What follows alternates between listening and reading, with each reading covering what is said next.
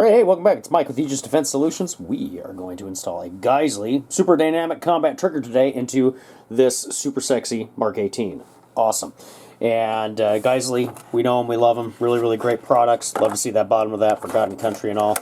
And opening this up, this is a two-stage trigger, okay? Meaning that we will actually have a wall when we pull that trigger, normally unlike a drop-in trigger. Now, I've used drop-in triggers before. I do like them.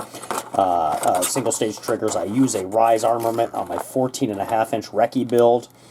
And really, really nice product, actually. And Rise Armament really puts out some good stuff, too, especially for the price. They're a lot cheaper than some of the other companies, but they don't skimp on the quality. It's just a different feel on the for those Rise Armament triggers. But we're focusing on this Geissele today, okay?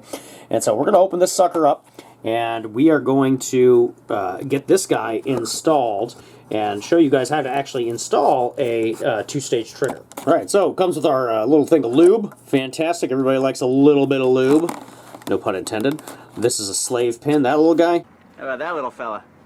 Oh, that little guy.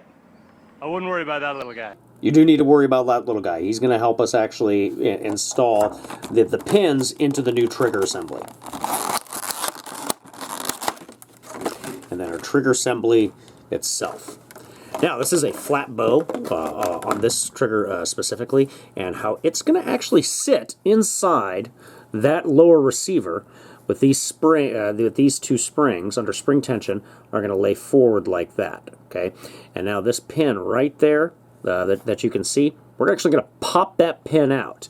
Now, of course, here's the hammer assembly itself, and that will sit on top of the lower trigger assembly. And will sit roughly like this. Of course, I'm not trying to put too much spring tension. I don't want to send this rocketing around the little workbench here. But that's roughly how it's going to sit. We do want to take a punch of some kind. Here I've got a 7/16 Grace. That looks like that should be just big enough to actually get that guy popping out.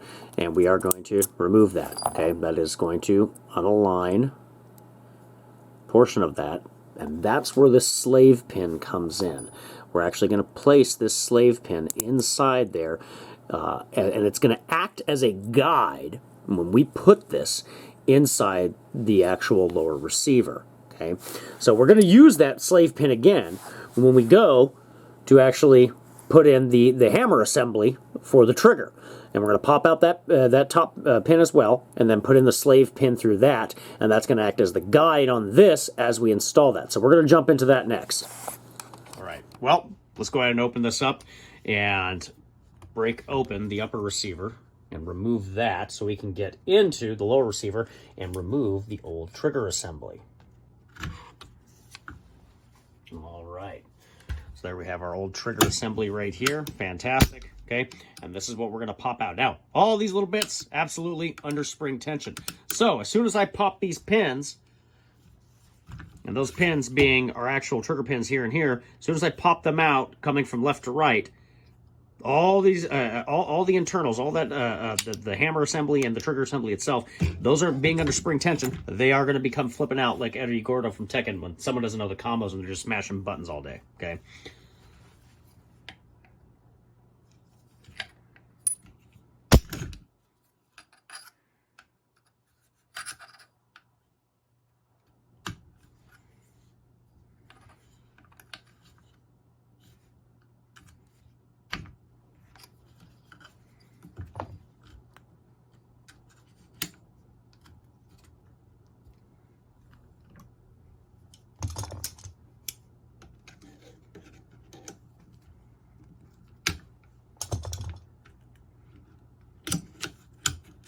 Okay, and I don't like that stuff flipping around, so I'm going to go ahead and catch that with my hands there. But, I mean, you can lay it on its side and push everything out.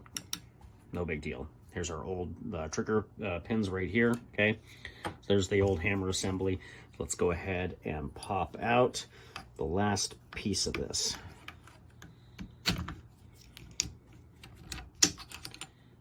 All right. Now, if we need to, one thing you can do is you can actually move your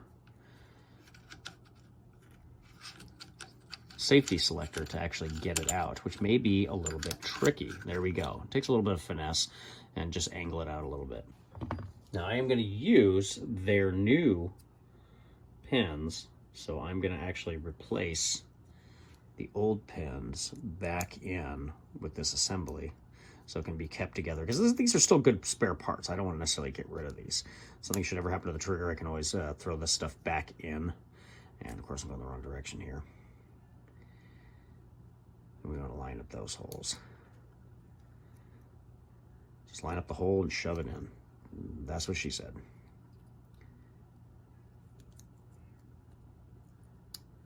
There we go. So I like to keep that together, and we'll do the same with the old one as well.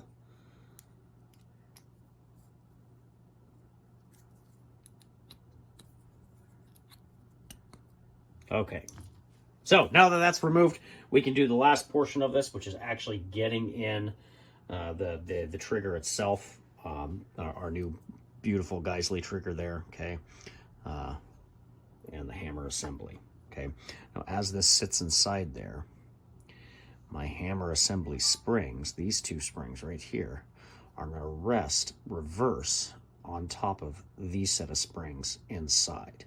That's how it's going to work. Now, we already got that slave pin installed, so that's going to act as our guide as we will literally take the new pins and shove those through it once we get this in place and line up the holes.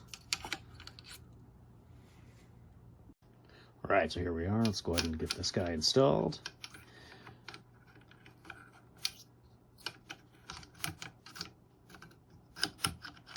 All right, easy day. We didn't really have to fight with anything there. Now, we are going to take their pin, and it doesn't hurt since it is a friction point. If we actually use a little bit of their go juice here, we are going to line up our hole where that slave pin is and get this guy through.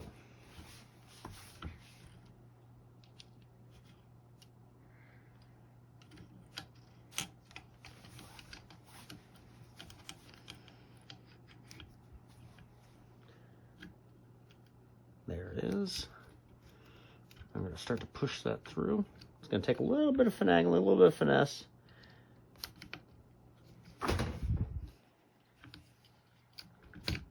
There we go. And we already got the slave pin. Can't really see it right here, but coming out the back side of it. Now, you can always give that a little bit of a love tap if we need to.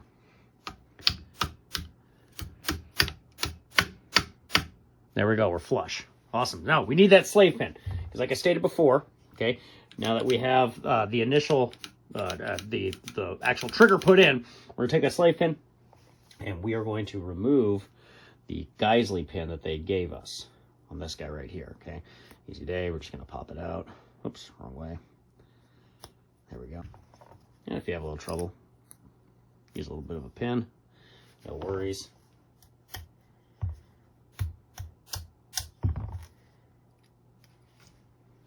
Just so I can show you what I'm doing here.